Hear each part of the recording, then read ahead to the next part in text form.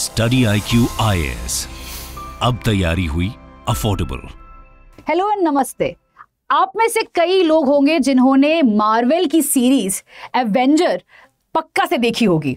अब Avenger series में जो लास्ट दो मूवीज है ना, एंड गेम और इन्फिनिटी वॉर्स, उसमें एक विलन है थैनोस बोल के। एंड थैनोस ने कहा था, एक बड़ा फेमस स्टेटमेंट है, that I am inevitable. So heroes कुछ भी कर ले, जो कुछ भी वर्ल्ड को करना है कर ले, हीरो का जो राइज है, हीरो का जो प्लान है वर्ल्ड डिस्ट्रक्शन का, वो इनएविटेबल ही है, वो कोई रोक नहीं सकता है। और आज के दिन जियोपॉलिटिक्स में भी यही कुछ देखा जा रहा है कि चाइना का ग्रोथ एज ए हेजिमॉन, चाइना का अग्रेशन, चाइना ये करेगा वो करेगा, चाइना के ऊपर इतनी प्रिडिक्शन, सब कुछ ऐसा लग रहा है कि इट इज इनएविटेबल। चाइना ये हर कुछ करे, सब कुछ करेगा and it is all inevitable. हम लोग कुछ कर ही नहीं सकते इसको रोकने के लिए। और ऐसा ही एक नैरेटिव है कि ताइवान का इन्वेजन और occupation by China is inevitable. तो आज का जो डिस्कशन है, it is about this exactly. Is it that easy, is it that inevitable that Taiwan is going to be invaded by China? And that is what we are going to talk today. So let's first set the stage, exactly हम क्या बात कर रहे हैं। तो Taiwan is basically about 160 kilometers away from the mainland. There is a Taiwan Strait that divides these two land. और अगर देखा जाए तो चाइना ने अपनी पॉलिसी स्टेटमेंट्स हो जाए या लीडरशिप के जो स्टेटमेंट्स हैं, वहाँ पे बहुत क्लियरली मेंशन किया है कि कोई भी अगर ताइवान और मेनलैंड चाइना के बीच में आता है तो मिलिट्री हो या पॉलिटिकल लीडरशिप होगा, वो नहीं ये करने देंगे। They are going to stop any kind of और smash any kind of separatism or any kind of external meddling. That means any country that comes in support of Taiwan, China ये नहीं करने देगा. And the word that has been used is smash, meaning there is going to be an element of violence. दूसरी तरफ हमारे US के president Joe Biden ने कहा है कि यूएस अगर ताइवान को जरूरत पड़ेगी अगेंस्ट चाइना, यूएस ताइवान के पीछे खड़ा रहेगा, ताइवान के एड में आएगा। नाउ ये स्टेटमेंट यूएस अपने हर मेजर पार्टनर को कहता है, यूक्रेन को भी कहा था, याद आपको अगर होता है तो यूएस का statement is not something out of the blue, but हाँ, एक जो जियोपॉलिटिकल स्टेज है वो सेट हो चुका है कि एक तरफ चाइना ने कहा है कि भैया कोई भी एक्सटर्नल प्लेयर्स हम नहीं अलाउ करेंगे, यूएस ने कहा है कि ताइवान को अगर जरूरत पड़ेगा तो हम जरूर आएंगे। तो the stage has been set for what the media is calling the third world war. अब स्टेज सेट हो चुका है, पर यहां पे एक बहुत इंपॉर्टेंट एलिमेंट, एक और एग्जांपल लेते हैं। सो 2020 में China has conducted around 380 incursion. So एक मीडियन लाइन है, मीडियन लाइन एक एयर स्पेस को डिमार्केट करता है ताइवान का, वहां पे 380 इंकर्जन्स की थी इन द ईयर 2020। 2021 में ये नंबर डबल हो जाता है, 960 होता है। उसके बाद 2022 में it is around 1727 incursions. So the number of incursions या breaches अगर हम बात करते हैं तो वो steadily increase कर रहा है। चाइना constantly एक थ्रेटन वाले एटमॉस्फेयर क्रिएट कर रहा है कि अगर कुछ होगा, देखो अगर कोई यहाँ पे आता है तो देखो हम स्मैश कर देंगे, जो वर्ड बोला गया है, स्मैश कर देंगे, ठीक है। So this is what China is posturing, or China is constantly reiterating with its action कि we are not going to let anyone come into this picture. अब before we go on to talk about is it inevitable और not, थोड़ा बहुत history हमें जानने की जरूरत है। अब हिस्ट्री में काफ़ी सारे प्लेयर्स हैं, काफ़ी कॉम्प्लिकेशंस हैं, तो we'll keep it very brief. I am just removing almost all the other narratives, काफ़ी सिंपल रख रहे हैं। तो चाइनीज सिविल वॉर एक इट हैपन्स इन चाइना, जहाँ पे दो मेजर प्लेयर्स थे। एक है आपके Mao Zedong, that's the Communist Party, and दूसरी तरफ we have the nationalist party which was led by Chiang Kai-shek. Now ये दोनों के बीच में एक सिविल वॉर होता है and they try to occupy as much of the mainland China as possible, but बीच में जापानीज इन्वेजन आ जाता है। इसके दौरान दोनों पार्टी साथ में सो कॉल्ड हार्मनी में काम करते हैं। एक्चुअली हार्मोनियस कुछ नहीं था, बीच में खिटपिट चली जा रहा था, बट तभी भी हार्मनी में काम कर रहे थे जापान के अगेंस्ट में। बट जब जापान का डिफीट काफी इमिनेंट हो गया था after the second world war, these two parties again started fighting. But इस वक्त पे जो कम्युनिस्ट पार्टी था, they actually started gaining more and more influence. They started occupying more and more land in the mainland China, which basically forced the nationalists to the areas near the Taiwan Strait, and finally they went and settled in Taiwan. तो यहाँ पे हो जाता है दो हिस्सा, एक है people's Republic of China under Mao Zedong which is the mainland China, और दूसरी तरफ आ जाता है ROC which is under the Kuomintang और the nationalist Chiang Kai Shek. तो this is what is immediately after the Second World War. यहाँ पे दोनों पार्टीज हमेशा ये क्लेम करती हैं कि अगर यूनिफाइड चाइना होगा तो दूसरे को पार्ट बनना पड़ेगा। So from the point of view of the Kuomintang और द नेशनलिस्ट्स और Taiwan, it was important that the nationalists actually regain back the mainland. On the other hand Marxist या आप माओ जेडोंग की बात करें, उनके लिए ये बहुत इंपॉर्टेंट था कि ताइवान मेनलैंड चाइना का पार्ट बने। सो दोनों के लिए दूसरा एक there was a stalemate that they always wanted to have. इसके वजह से कई सारे स्कर्मिशेस हुई हैं, क्राइसिस हुआ था, but it never went into a full fledged war. Alternative also at this point of time it is more important to know that UN में एक रेजोल्यूशन आता है 1971 में। Now just the resolution is in front of you. यहाँ पे ये categorically mention किया जाता है कि जो मेन कंट्री है चाइना का वो पीआरसी होगा, that is People's Republic of China, will be recognized as the state in UN, while Taiwan को हटा दिया जाता है। बोलता है कि Taiwan will not be recognized as the successor state of China. तो मेन कंट्री पीआरसी को एक्सेप्ट किया जाता है, बल्कि आरओसी या ताइवान को नहीं किया जाता है। सो इंटरनेशनली भी पीआरसी को लेजिटिमाइज किया जाता है। ताइवान का जो कोशिश था एज अ डिमांड, उसको हटा दिया जाता है even by the United Nations resolution. अब क्या होता है कि ताइवान में दो कोalitions राइज करती है, एक है पैन ब्लू कोalition, दूसरा है pan green कोalition।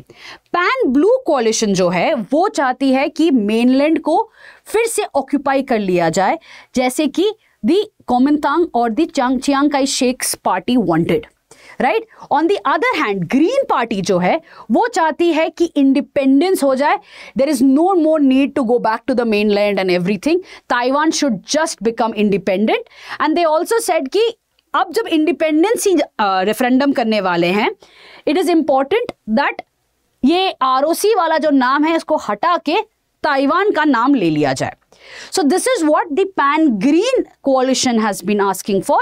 Pan-blue, on the other hand, has been asking for, again, occupying the mainland China.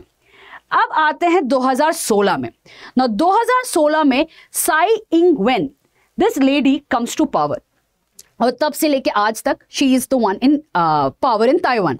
Now she is from the Green Coalition. अभी जो आपने मैंने दिखाया था पैन ग्रीन कोalition से है। तो इनका क्या डिमांड है? इनका डिमांड है इंडिपेंडेंस। तो Xi has been taking step by step policies in Taiwan, जहां पे ताइवान को एक इंडिपेंडेंट स्टेट की तरह देखा जाए। Xi has also been trying कि जितने कंट्रीज रिकॉग्नाइज किया जाए। तो आज के दिन ऐसे 13 कंट्रीज हैं जो बेसिकली रिकॉग्नाइज करती हैं, बट ऐसे कई कंट्रीज हैं जो रिकॉग्नाइज नहीं करती हैं बट एज अ पार्टनर बुलाती हैं, जैसे कि यूएस है। ठीक है, तो this lady basically starts taking the steps. जब भी लेने लगती हैं तो ऑब्वियस बात है चाइना भी रिटेलिएट करता है, चाइना भी ऐसी पॉलिसीज लेने लगता है जिससे कि ताइवान को और सप्रेस किया जाए, ताइवान के साथ ट्रेड जो था, पाइनएप्पल ट्रेड जो था, उसको रोक देता है, परमिट्स देने लगता है ताइवान के लिए जाने के लिए, ऐसे कई सारे स्टेप्स लेने लगता है चाइना। तो उसी दौरान 2018 में एक अलायंस फॉर्म होता है, फॉर्मोसा अलायंस बोल के। अब ये अलायंस का ये था एजेंडा था कि एक इंडिपेंडेंस रेफरेंडम किया जाएगा अमंग्स द पीपल कि फाइनली क्या होना चाहिए ताइवान का, should it become an independent state और what is it that the people want. तो ये रेफरेंडम की जब बात आई, China started carrying out military exercises in the Taiwan Strait and एक posturing लेने लगा China as an aggressive country कि भैया people should not go for this referendum and if they go they should not choose independence। तो एक डर का माहौल बनाने लगा चाइना। and इसी वक्त US and its allies like South Korea, Australia, Japan, they all started coming and supporting Taiwan। They started saying कि यार ये तो हम नहीं करने देंगे, ये डर का माहौल तो नहीं बनाने देंगे, let the people decide। ठीक है, तो यहां पे आ जाता है the twist in the game, जहां पे both the parties are now kind of looking at each other and saying who will blink first। Now finally क्या होता है, अगर हम बात करते हैं, उसके बाद पैंडेमिक आ जाता है। पैंडेमिक में things cool down, China goes for an extended lockdown. Lockdown खुलने के बाद फिर से वही हु ब्लिंक्स फर्स्ट वाले गेम में आ जाते हैं। बट इस वक्त क्या होता है कि चाइना बहुत अग्रेसिव स्टांस लेता है, बिकॉज चाइना को समझ में आ जाता है कि यहाँ पे कई सारे एक्सटर्नल प्लेयर्स आ चुके हैं जो ताइवान को सपोर्ट करने वाले हैं। So what China starts doing is, China starts calling for the final solution to the Taiwan question. Now ये जो वर्ड है ना, फाइनल सोल्यूशन, ये नाजीज ने यूज किया था अगेंस्ट जूस, और उसी के दौरान उन्होंने होलोकॉस्ट किया था। दे completely wiped off a substantial Jewish population, saying that it is the final solution। तो आप देख ही सकते हो, it's written Chinese state-run news site proposes final solution to the Taiwan question। Now this was something internationally कोई भी country accept नहीं करने वाला था, and they started blaming कि यार ये गड़बड़ है, ये allowed aggression अलग बात है, आप डराने की बात कर रहे हो अलग है, but when you talk about the final solution, you are talking about being you are using the word that has caused so much of trauma to a community in the world, ये allowed नहीं है। So this became a rally point for even the European Union countries। Germany said कि यार ये तो हम नहीं होने देंगे, अगर चाइना ये करता है तो we are of course going to be in the Indo-Pacific supporting Taiwan। So again what happens, opposition जो इतनी सारी countries थी, US, allies and all of that, वो साथ में आने लगी जितना ये चाइना स्टेटमेंट्स बोलने लगा। अपार्ट फ्रॉम दैट 2022 में चाइना का डिफेंस मिनिस्टर बोलता है, if anyone tries to split Taiwan from China, Beijing will not hesitate to start a war. तो क्लियरली चाइना ने अपने कार्ड्स रख दिए हैं और बोला है कि भाई अगर यहाँ पे कोई भी एक्सटर्नल प्लेयर्स आ रहे हैं तो war is bound to happen. तो इसी वजह से देखा जाए तो वॉर हैज कहा जा रहा है, इट्स इनएविटेबल कि ये होने ही वाला है, क्योंकि हर कंट्री, चाइना भी यही कह रहा है, जो अलाइज हैं, यूएस के अलाइज हैं, वो भी यही कह रहे हैं। आपके सामने यहाँ पे ऐसे कई स्टेटमेंट्स हैं यूएस मिलिट्री ऑफिसर्स के, जैसे कि एडमायरल फिलिप डेविडसन ने कहा है कि China would make a move as soon as 2027। Why 2027? Because for the fourth term, Xi Jinping is going to be coming into that whole electoral mood। इसी वजह से चाइना एक मूव करेगा 2027 के दौरान। एडमिरल माइकल गिल्डे ने कहा है कि it can happen this year itself. General Mike Minihan ने कहा है कि भैया 2 साल लगेगा। बट सभी ने कहा है ना, मैटर अभी ये हो गया है कि it is not if it is going to happen. Now they're predicting the timeline. It is like when it is going to happen. And these leaders are all saying कि 2 साल, 4 साल, 6 साल. The idea is they're all predicting the timeline. It is assumed कि ये war होने ही वाला है. And that is where the problem is happening. कोई ये नहीं सोच रहा है कि यहाँ पे ताइवान का भी वॉइस है, ताइवान का भी एक ओपिनियन है, right? And this is where we have to talk about. Taiwan is just not a pawn. It is one of the most important या crucial country when it comes to global trade today. तो Taiwan को ignore करके US China का जो एक postering चल रहा है, लाइक ये तो वॉर इनएविटेबल है, this is a geopolitical mistake. अब आते हैं ताइवान की तरफ. Is it just a pawn, मतलब इज इट, उनका कोई ओपिनियन नहीं है क्या? तो यहां पे आते हैं ताइवान का सबसे बड़ा पॉइंट आता है when we talk about its silicon shield. आज के दिन पे if you again I have a graph in front of you. So अगर हम बात करते हैं सेमीकंडक्टर चिप्स की, जो from your mobiles to any other thing it is basic laptops it is used. अगर हम बात करते हैं तो ताइवान डोमिनेट करता है सेमीकंडक्टर चिप्स के प्रोडक्शन में, specially by the Taiwan semiconductor manufacturing company. This company is one of the largest producer और यहाँ इनका 60% चाइना एक्चुअली खुद खरीदता है. So you can understand that how important is this manufacturing element of Taiwan. और अगर let's say there is an invasion or a possibility या invasion का शुरुआत, ये global trade में impact करेगा, क्योंकि इतनी सारी countries जो ताइवान पे dependent है for semiconductor chips, they will go into a supply deficit, which means what? That the supply chain is going to be affected, global trade will be affected, and जो countries actually इसमें involved भी नहीं है इस issue में, they will all come in support of Taiwan, right? तो Taiwan को इतनी आसानी से invade या occupy करना इतनी आसान नहीं है, let me put it this way, because of its silicon shield, right? दूसरी चीज आते हैं, we talk about US military aid. Again, in front of you, this is 2023 का numbers given by the IISc, again another think tank which has done this. So if you look at it, disproportionately कम है numbers when we talk about Taiwan. But Taiwan is also a very small island. So for that island space, this is a lot of soldiers protecting it, along with the might of the US and its allies. China, on the other hand, is a huge mainland. It cannot remove soldiers from Xinjiang region or the Tibet region. So it has to put only a proportion of this towards Taiwan. It cannot pull soldiers from everywhere. तो इतना बड़ा mainland को security provide करना भी you need numbers. So even though these numbers do not show the reality, you would understand that Taiwan का side थोड़ा ज्यादा better है rather than China. It's not going to be that easy for China. Apart from that, of course, Taiwan has the popular support of US and its allies. South Korea हो जाए, Philippines हो जाए, Australia हो जाए, कई सारे countries हैं जो actually support करते हैं ताइवान को. अगर ग्लोबल ट्रेड अफेक्ट करता है, that is semiconductor chips affect करेगा, तो ऑब्वियसली और कंट्रीज भी इन्वॉल्व हो जाएंगी इन सपोर्टिंग ताइवान. आगे बढ़ते हैं, तो चाइना के पास एक्चुअली ऑप्शन क्या है? तो जो हम बात कर रहे हैं इनएविटेबिलिटी की, तो इनएविटेबल क्या है? Is it a war that is inevitable? So अगर हम फुल फ्लेजेड वॉर की बात करते हैं तो यहां पे दो चीज आती है. एक है कि हमेशा रशिया यूक्रेन के साथ कंपेयर किया जाता है. ये कहा जाता है कि देखो रशिया ने जैसे यूक्रेन को इन्वेड किया है, चाइना भी इन्वेड कर सकता है ताइवान को. But for Russia it was just rolling off the tanks, it was just a land. But China के लिए it is not that easy. There is a Taiwan Strait. इतना आसान नहीं है. The war is going to be amphibious, it is not going to be land based. That means China को इतने सारे ships चाहिए होंगे to move its troops towards Taiwan. And that also means जब ये मूवमेंट होगा तो ताइवान को ऑलरेडी एक एडवांस वार्निंग मिल जाएगी. दूसरी बात है, ऑलरेडी इस वाटर्स में यूएस एंड इट्स अलाइज के शिप्स हैं, they will come in rally. तीसरी बात है कि to actually land in the beaches of Taiwan, you need a particular kind of ship which is known as the land craft. China already बना रहा है, already है, but अभी तक इतना नहीं है कि वो ताइवान को प्रॉपरली इन्वेड कर पाए. So at this point of time carrying out a full fledged military invasion, forget it, not possible right now as the situation is.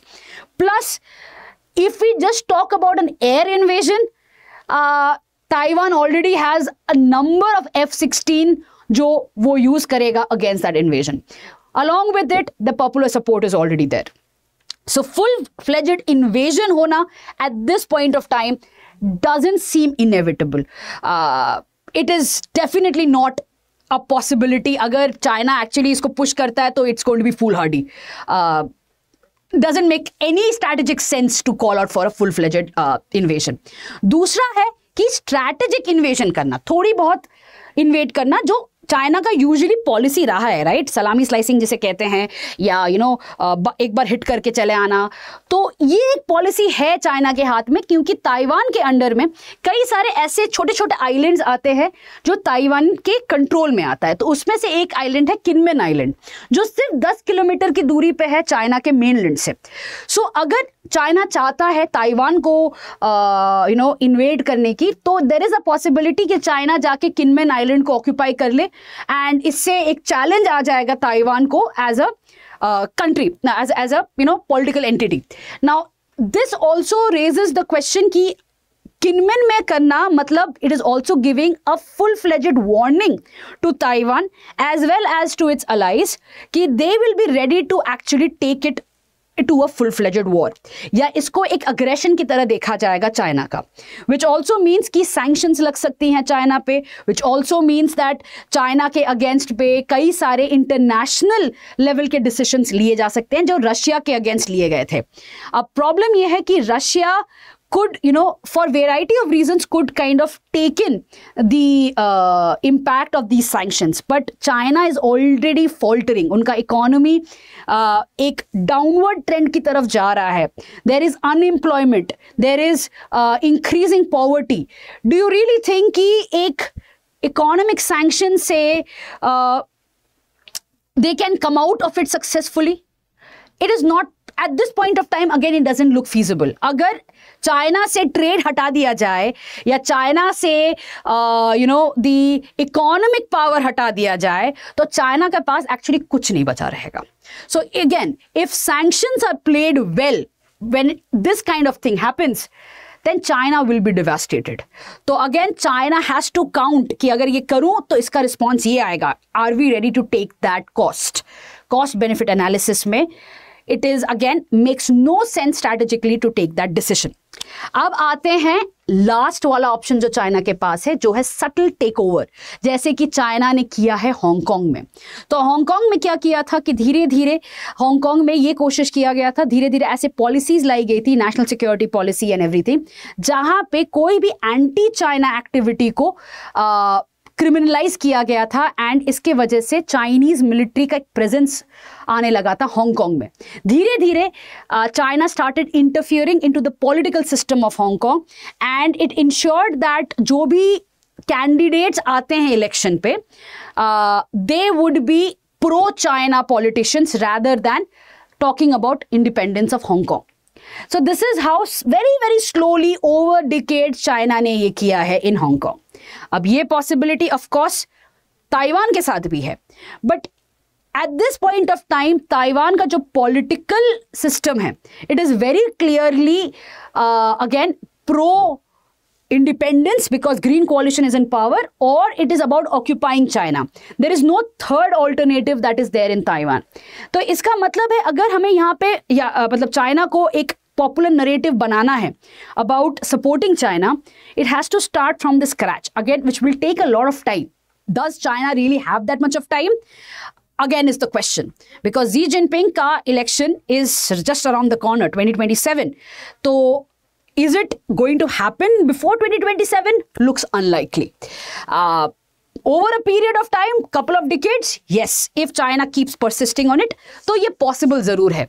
So अभी अगर देखा जाए options को अगर, it is not really inevitable. ना ही full scale invasion, ना ही subtle takeover by 2027. It is not the situation that Thanos talked about. तो ये जो नरेटिव है, जो बोथ वेस्ट भी यूज कर रहा है, चाइना भी यूज कर रहा है, इसको थोड़ा सा हमें क्वेश्चन करना चाहिए कि why are these countries, why are these two sides posturing like this, इतना अग्रेसिव पोस्चर क्यों किया जा रहा है? That is exactly the question. आप कमेंट बॉक्स में लिखिए कि ये दोनों साइड्स ऐसे क्यों कर रहे हैं. Why are we talking about a third world war in the current geopolitical situation? With this we come to an end to today's discussion. Thank you. Study IQ IAS, अब तैयारी हुई अफोर्डेबल.